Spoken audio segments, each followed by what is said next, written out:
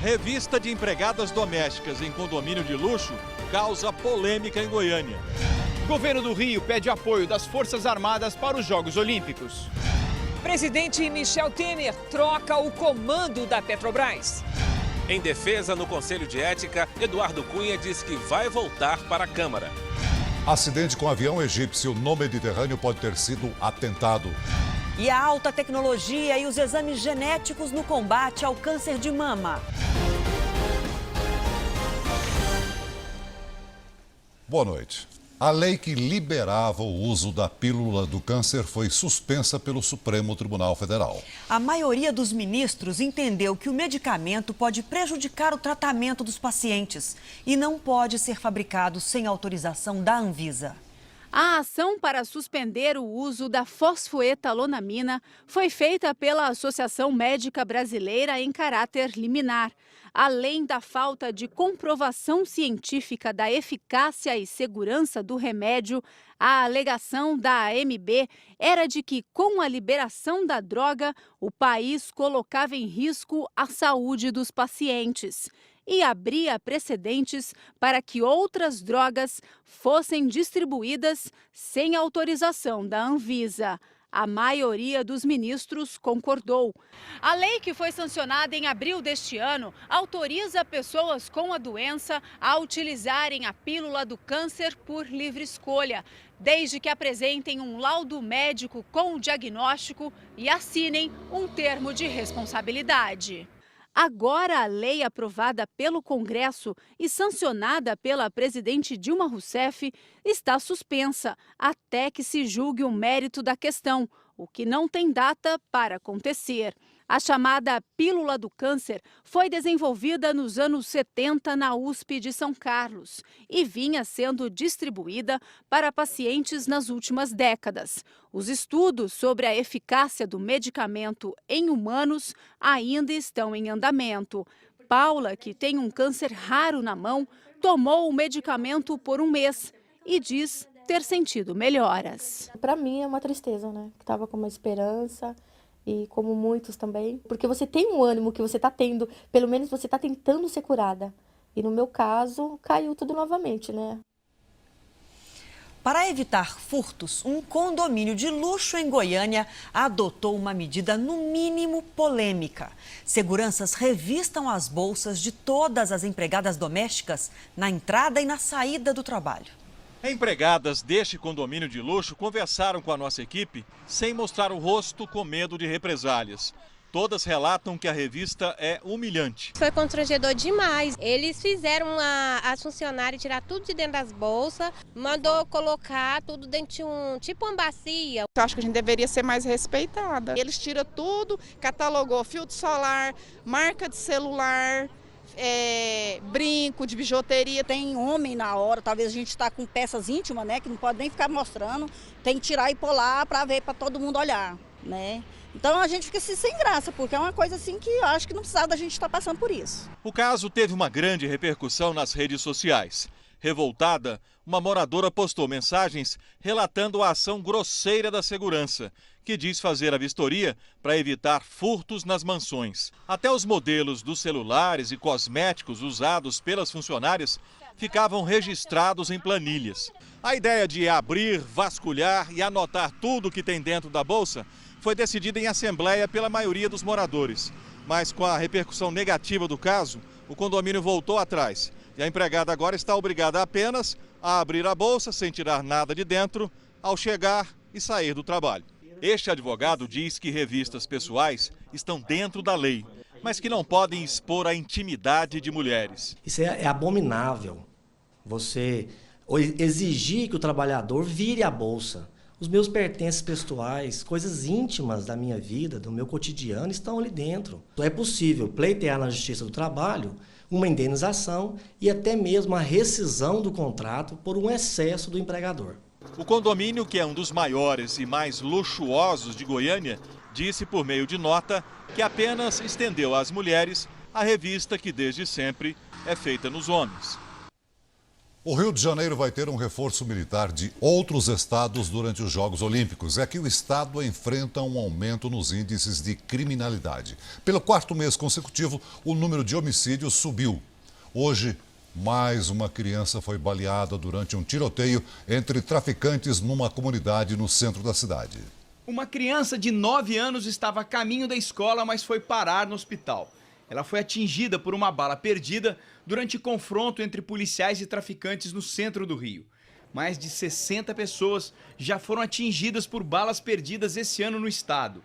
Índices de violência divulgados nesta quinta-feira revelam que a crise financeira do governo está prejudicando o policiamento. O número de homicídios subiu pelo 4º mês consecutivo no Rio. O índice teve alta de 38,9% em abril deste ano em relação ao mesmo período do ano passado. O novo ministro da Defesa, Raul Jungmann, visitou as obras da Cidade Olímpica e se reuniu com autoridades fluminenses. O plano de segurança para os Jogos vai se basear no mapeamento das áreas de risco. Nós já temos preventivamente aqui, para qualquer emergência dentro do estado, uma brigada com 3.000 homens deslocadas para cá de Santa Catarina, de Minas Gerais, que ficarão à disposição de qualquer emergência. O ministro da Defesa anunciou que 9.300 homens da Força Nacional de Segurança já estão garantidos. Mas esse contingente ficará restrito às arenas olímpicas. Preocupado com a escalada da violência, o estado do Rio quer as Forças Armadas nas ruas durante o evento. A solicitação de forças externas no Rio de Janeiro é exatamente para que se libere policiais das forças estaduais para cuidar da cidade, para cuidar do cidadão e para cuidar do turista.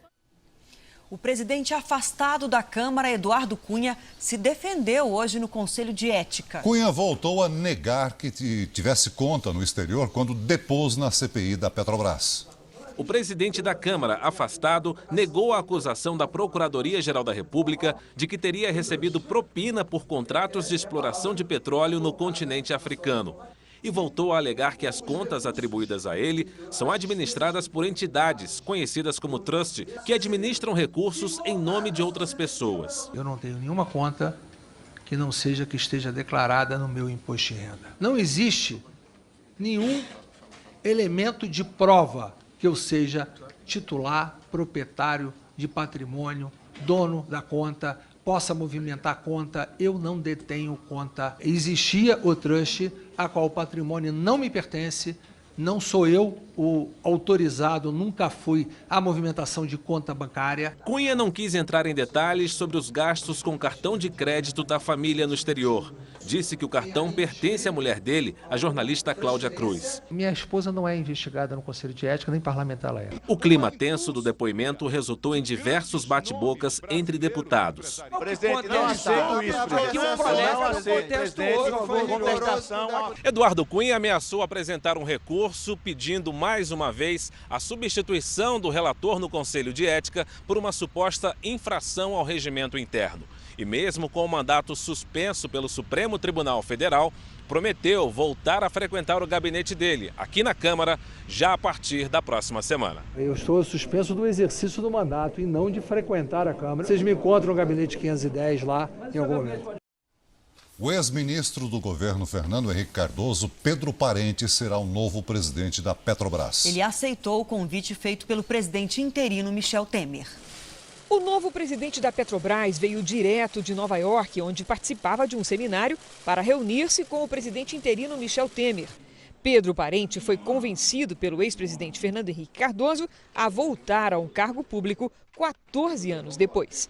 Engenheiro elétrico, ele ocupou 3 ministérios na era FHC. Ao lado de Pedro Malan, formava a dupla de homens fortes do governo tucano. Agora assume a vaga de Aldemir Bendini no comando de uma Petrobras desgastada pelo escândalo Lava Jato, que causou perdas declaradas de 6 bilhões e 200 milhões de reais à empresa. O presidente Michel Temer, ele colocou de uma maneira muito enfática que a gestão da Petrobras tem que ser como eu já mencionei a vocês, uma gestão estritamente profissional. Não haverá indicações políticas na Petrobras. Pedro Parente é o 4º nome ligado ao PSDB a integrar a equipe do presidente interino Michel Temer. Eles se reuniram por mais de 1 hora para discutir estratégias de recuperação da empresa. Nos próximos dias, Temer também deve anunciar as trocas de comando no Banco do Brasil e na Caixa Econômica Federal. Para a Caixa, o mais cotado é Gilberto Occhi, ligado ao PP e ex-ministro das Cidades e da Integração Nacional de Dilma. O governo finaliza a auditoria dos programas e contas da gestão da petista para anunciar os resultados na segunda-feira. Na tentativa de diminuir o desgaste provocado pela falta de mulheres no ministério, Temer recebeu hoje a bancada feminina da Câmara. A conversa durou cerca de 2 horas. Nós tínhamos no passado um ministério, mas não tínhamos diálogo com a presidência. Hoje não temos o ministério e tivemos já numa semana de exercício do presidente, já um diálogo direto com o presidente. Isso é extremamente importante. Também esteve com o presidente o novo líder do governo na Câmara, André Moura. O deputado garante que o Planalto terá ampla maioria de votos na casa. Nós temos mais de 400 deputados, ao todo de 407 deputados, que nos dá a certeza de que vamos aprovar as matérias importantes para o país. O desemprego cresceu em todas as regiões brasileiras e atinge quase 11 milhões de pessoas. A pesquisa do IBGE mostra que é ainda mais difícil encontrar uma vaga para os jovens e as mulheres. Na porta do shopping em Diadema, na Grande São Paulo, quase 3 mil pessoas na fila para entrar num feirão com empresas que oferecem 480 vagas. É mais uma tentativa da Maria. Tá realmente difícil de conseguir qualquer coisa, né? Para as mulheres, está mais difícil. No primeiro trimestre, o desemprego chegou a 12,7% das brasileiras. Entre os homens, a taxa é de 9,5%. No geral, o percentual de trabalhadores sem ocupação ficou em 10,9%. A pesquisa também mostra como o desemprego atinge hoje os brasileiros de acordo com a escolaridade do trabalhador e a idade. E no momento de forte retração do mercado, conseguir o primeiro emprego virou um desafio ainda mais complicado. Entre os jovens de 18 a 24 anos, 1 em cada 4 não encontra trabalho. Não é a primeira vez que Vitor vem a um posto de atendimento ao trabalhador da capital paulista. Precisa de uma vaga para ter como pagar a faculdade. Se ficar adiando muito, a gente acaba perdendo a vida praticamente, né? O mercado está complicado para todos os níveis de profissional, especialmente para quem está no meio do caminho. Quase 45% dos desempregados completaram o ensino médio. Técnica de logística, Séries já aceita trabalhar em outras áreas. Sujeitando a subemprego, a coisas mais simples, pelo fato de não ter outra opção. E a recuperação dos empregos não vai ser rápida. A economia, quando cai, cai de elevador. Só que ela sobe de escada. E o problema é qual é a velocidade que a gente vai começar a destravar a economia para aí podermos ter melhores taxas de emprego. É uma situação que deixa o William angustiado. Trabalho é o caminho para a mudança de vida, para você realizar seus sonhos, seus planos. Sem trabalho. Sem trabalho, sem chance. Veja a seguir, o governo quer revisar o rombo das contas públicas para 160 bilhões de reais. E ainda hoje, na nossa série especial, mamografia com contraste. Um novo exame que permite visualizar o câncer de mama com mais clareza. O novo governo quer revisar a meta fiscal e aumentar o déficit primário, ou seja, o gasto, além da arrecadação, de 96 bilhões para 160 bilhões de reais. Após se reunir com o ministro do Planejamento, o presidente do Senado, Renan Calheiros, marcou para terça-feira a sessão que vai votar a redução da meta fiscal deste ano. Há um sentimento que nós captamos por onde nós andamos, de que o Brasil não pode dar errado novamente. O novo governo quer revisar a meta fiscal. Em abril, a equipe econômica da presidente Dilma pediu que o Congresso autorizasse um déficit primário de 96 bilhões de reais. Mas hoje o atual governo avalia que precisa gastar ainda mais. A estimativa da equipe econômica é de que o rombo chegue a 160 bilhões de reais. O anúncio oficial destes números só deve ser feito na segunda-feira. O número do déficit desse ano não está fechado ainda, porque nós queremos apresentar um número verdadeiro. Uma das críticas que eu pessoalmente fazia há vários anos ao governo que saiu era exatamente essa maquiagem de números. O PT nega que o rombo seja deste tamanho. Segundo o líder do partido, o déficit destinava recursos para a saúde, para o programa Minha Casa Minha Vida e obras de saneamento e educação. O vice-presidente editou uma medida provisória com um programa de privatização vinculado a ele, vice-presidente, e ele quer ter espaço fiscal para dizer que a culpa é de Dilma, mas para levar dinheiro, entregar dinheiro para os empresários que vão comprar com subsídio do Estado essas empresas hoje do governo federal. Para especialistas, o novo governo não quer correr o risco de passar pelo sufoco que passou a presidente Dilma Rousseff, acusada de crime de responsabilidade fiscal. A resistência aos antibióticos pode causar 10 milhões de mortes até 2050. Os dados alarmantes foram revelados no estudo do governo britânico. Se não fizermos nada, não teremos antibióticos para tratar quem precisa, afirmou o diretor da pesquisa. Segundo ele, os remédios que existem no mercado são antigos e não combatem mais as chamadas superbactérias. O relatório pede mais investimentos de governos e empresas farmacêuticas. Você vai ver a seguir: avião desaparece sobre o mar do Mediterrâneo e autoridades egípcias falam em atentado. E também na série especial, novos tratamentos e exames dão esperança para mulheres que sofrem com câncer de mama.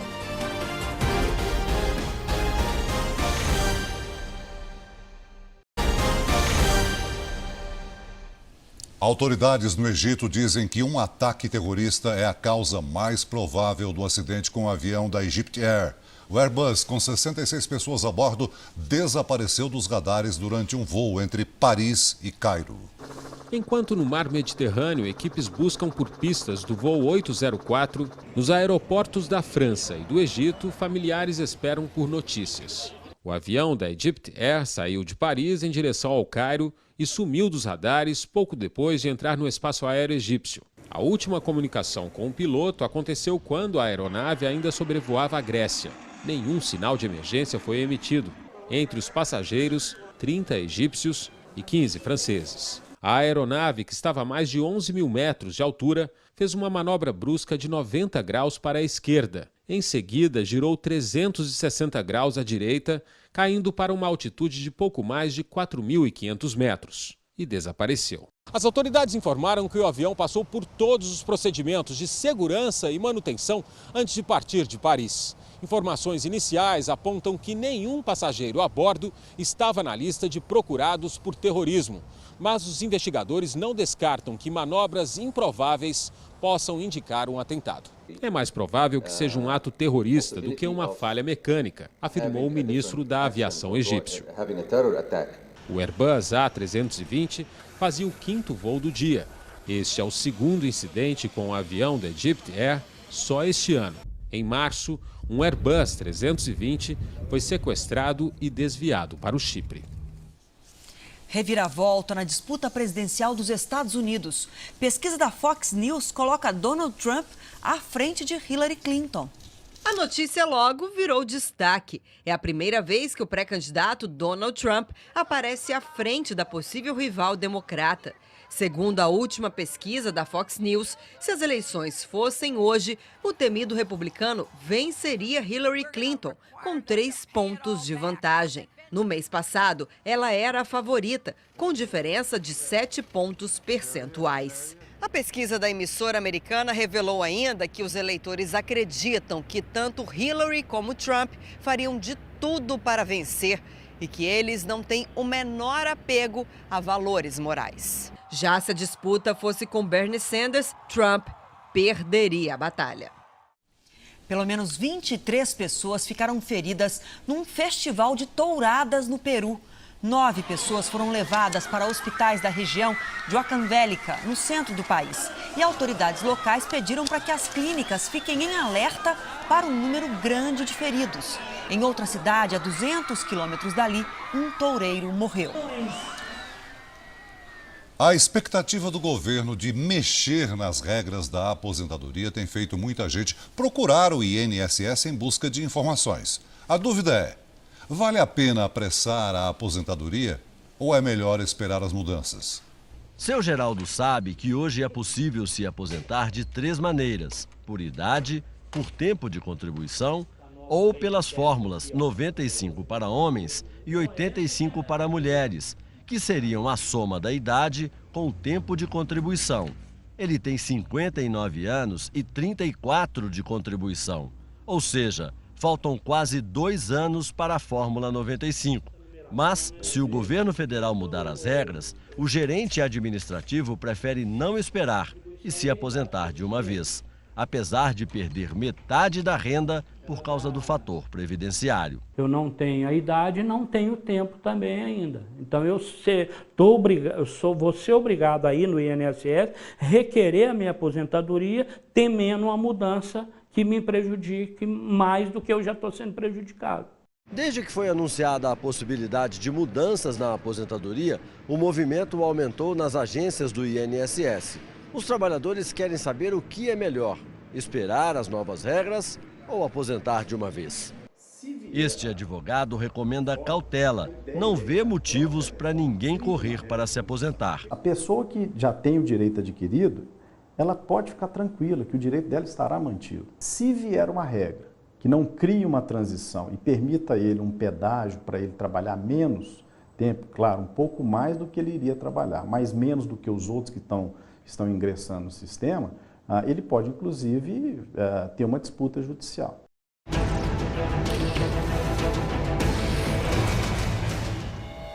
Flagrante de invasão da casa de custódia de Maringá, no Paraná. Os criminosos usaram uma escada para entrar no presídio. Um deles joga uma sacola. Com uma corda, os presos puxam o pacote para dentro da galeria. Esse outro homem faz a distribuição pelas celas. A casa de custódia é considerada de segurança máxima, mas não há guardas nas torres de segurança. Em 24 horas, 600 pessoas foram presas numa mega operação da Polícia Civil na Grande São Paulo. Os policiais fizeram um mapeamento dos lugares mais perigosos da Grande São Paulo. Em Osasco, eles prenderam Alessandro Moreira Amorim, procurado pela polícia. Ele é acusado de 10 roubos a ônibus. Com uma faca, Alessandro rendia o motorista, cobrador e passageiros. A operação também libertou um grupo de bolivianos na região metropolitana. Eles trabalhavam como escravos em 2 oficinas de costura. Os proprietários foram presos. Eram bolivianos que estavam trabalhando e dormindo no mesmo local, trabalhando para grandes grifes. Já em Itaquaquecetuba, os policiais prenderam outros bolivianos suspeitos de falsificar roupas. A operação apreendeu também mais de 160 menores de idade, além de armas e pelo menos 50 quilos de drogas. A ação da polícia é para combater os crimes mais comuns nesses municípios de São Paulo, entre eles roubo, tráfico de drogas e homicídio. A presença constante da polícia nesse tipo de ação, ela termina inibindo bandidos, dos meliantes, daqueles que preferem um jeito fácil de ganhar a vida, que é assaltar o patrimônio alheio.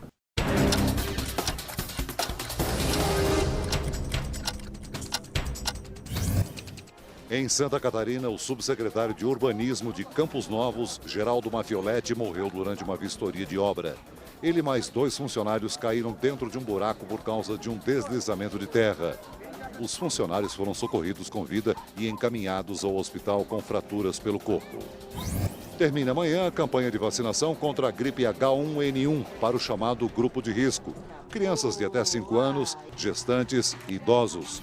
Até o momento, 78% já foram imunizados. 17 pessoas, entre elas 7 vereadores, foram presas durante a 3ª fase da Operação Mar de Lama, em Governador Valadares, Minas Gerais. A operação investiga o esquema de pagamento de propinas na contratação de empresas prestadoras de serviços. Remédios de alto custo, alguns para tratar câncer que nunca chegaram aos pacientes do SUS. Os medicamentos eram desviados por uma quadrilha que agia em várias cidades do interior de São Paulo. No depósito em Bauru, mais de 4 milhões de reais em medicamentos desviados de farmácias da rede pública ou fruto de roubo de cargas. Em Araraquara, na casa de um funcionário da Santa Casa, a polícia apreendeu remédios supostamente desviados da farmácia do hospital. Em Campinas, 15 caixas de anestésicos e remédios para artrite encontrados no porta-malas do carro do suspeito. A operação, coordenada pelo Ministério Público e Polícia Militar, prendeu 11 pessoas em 12 cidades do estado de São Paulo. As investigações começaram há um ano, depois de uma denúncia feita na Anvisa. O esquema garantia uma vida de luxo para os integrantes da organização criminosa. Um deles, preso aqui em Ribeirão Preto, morava em um apartamento duplex, nesse prédio, na área nobre da cidade. Os presos vão responder por organização criminosa, crime contra a saúde pública e receptação. Na delegacia disseram ser vendedores de remédios e negaram participação no esquema. Mais um dia chuvoso em parte do sul, centro-oeste e sudeste. Um sistema de baixa pressão provoca temporais entre o norte gaúcho, São Paulo e Mato Grosso do Sul. Ainda há risco de tempestades no oeste de Mato Grosso e no norte do Pará. No litoral baiano também chove forte por causa dos ventos úmidos do mar. O tempo fica firme com sol nesta área de Mato Grosso até o Ceará. Urupema, em Santa Catarina, registrou sensação térmica de 11 graus abaixo de zero e o frio continua. Em Porto Alegre, o dia amanhece com apenas 8 graus. Em Brasília, a mínima é de 16. A máxima não passa dos 19 graus em Florianópolis. Em João Pessoa, faz 30 graus. Dia chuvoso e frio em Curitiba, máxima de apenas 16 graus. Em Salvador, faz 29. Em Cuiabá, 30 graus. Em Belo Horizonte, tempo firme, com mínima de 16 e máxima de 26. O câncer de mama atinge 50 mil mulheres todos os anos no Brasil. Um dos grandes desafios é diagnosticar cedo a doença. Por isso é tão importante o investimento em mamografias que eliminam qualquer dúvida e até testes genéticos na família. É o que mostra o repórter Luiz Carlos Azenha na série Câncer a Caminho da Cura.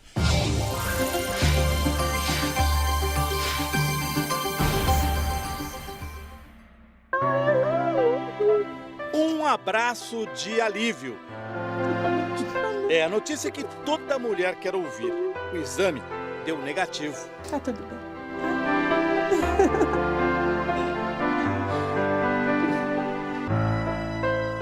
Mas quando a suspeita de câncer de mama, o número de brasileiras para as quais os resultados não são bons tem crescido. Não acostumei ainda. É difícil até de falar. Eu ainda não caio a ficha, assim, sabe? É um sofrimento muito grande. Parece que a nossa vida, a minha vida, parece que acabou no momento que eu descobri que eu tinha um câncer. Maria José está fazendo um tratamento experimental. É a chamada quimioterapia branca, com uma droga que estimula o sistema imunológico.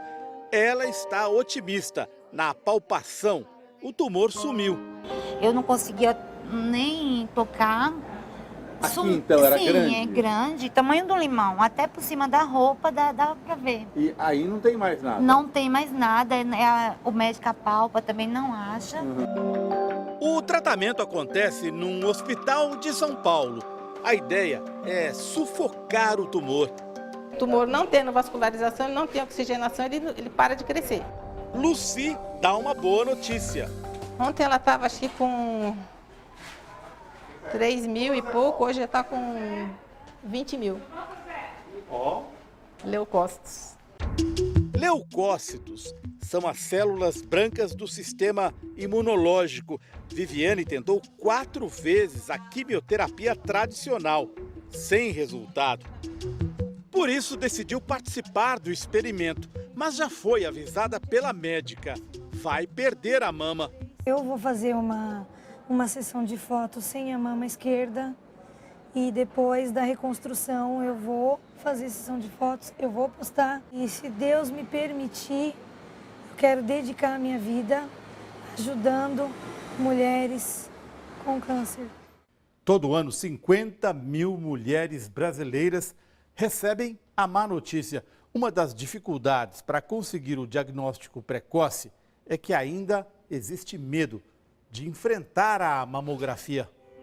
Fazer com que as mulheres colaborem com os técnicos durante a mamografia é um dos desafios que este hospital de Barretos resolveu enfrentar. A ansiedade de quem vem fazer o exame se justifica. Porque se sabe que essa pressão que o equipamento faz sobre a mama pode gerar um pouco de desconforto. Qual é a pressão que se dá aqui? Habitualmente entre 11 a 18 quilos. E a mama fica aqui, nessa posição da minha mão? Nessa posição da sua mão, um pouquinho mais para o meio aqui. Aqui. E a gente vai fazer uma compressão. Pressão. Quantos quilos nós estamos? 8 quilos. 8. 14, é assim que fica a mama? Assim. Então justifica, quer dizer, não estou dizendo que está doendo muito. Solta, por favor. Não estou dizendo que está doendo muito, mas é um desconforto. Enfrentar o desconforto pode ser a diferença entre a vida e a morte. Sueli é técnica em radiologia em Belo Horizonte. Veio fazer um curso em Barretos. Aproveitou a ocasião para tirar uma dúvida torturante. Era uma suspeita, né? Eu tinha microcalcificações que levavam à suspeita de um câncer de mama. Foi uma boa escolha, porque o hospital faz pesquisas inovadoras nesta área. Uma delas é o rastreamento genético. Vamos lá, dona Vilma. Vilma tem câncer de mama, uma história recorrente na família. São 4 irmãs. 4 irmãs, 3 tiveram câncer? É, a mais velha, 42, a outra com 34 anos, que ela teve, e eu também. Ela fez um teste genético e foi descoberto o BCR1, um marcador que indica predisposição para o câncer. Como a gente identificou essa alteração, né, genética na senhora, a gente propõe um rastreamento bem mais rigoroso, com ressonância, que foi o caso da senhora, vigiar os ovários, né? Então, a partir da senhora, a gente abre um leque para convocar outras pessoas da família. No Brasil, o rastreamento do câncer é falho. E um estudo nas mamografias mostrou uma taxa de erros de 60%. Falhas de posicionamento, erros de interpretação do exame, isso tudo leva a atraso diagnóstico ou a não identificação do câncer. Os médicos já dispõem de ferramentas inovadoras para acertar o diagnóstico. Principalmente nessas mamas que tem muita glândula, que é o tecido que produz o leite, ele pode esconder o câncer. A tomossíntese é a mamografia tridimensional. Então, aqui agora a gente vai fatiar, né? Passar pelos cortes da tomossíntese, não estamos vendo nada, né? E agora, na sequência, chegamos na região onde tem o nódulo, porém, atrás do nódulo, existe aqui o câncer. Para Sueli, chegou a hora. Ela experimenta um jeito diferenciado de fazer a mamografia.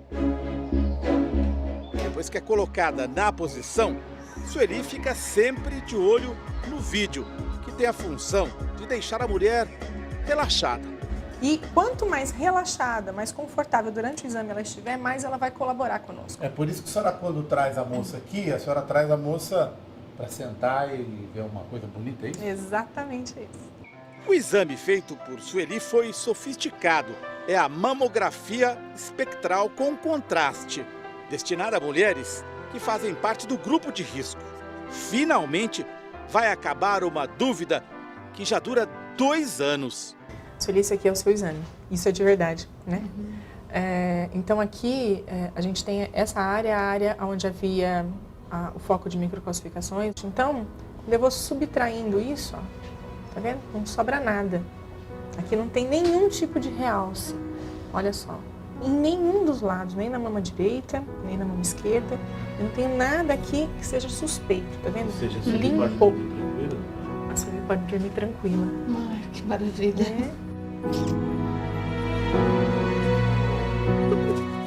Acabou a dúvida que torturava a Sueli. Ela está livre do câncer de mama. O Jornal da Record de hoje termina aqui. Para rever as reportagens desta edição, acesse R7 Play. Fique agora com Câmera Record, que mostra a caravana que percorre milhares de quilômetros para levar atendimento médico a tribos indígenas isoladas. Uma ótima noite para você. Boa noite e até amanhã.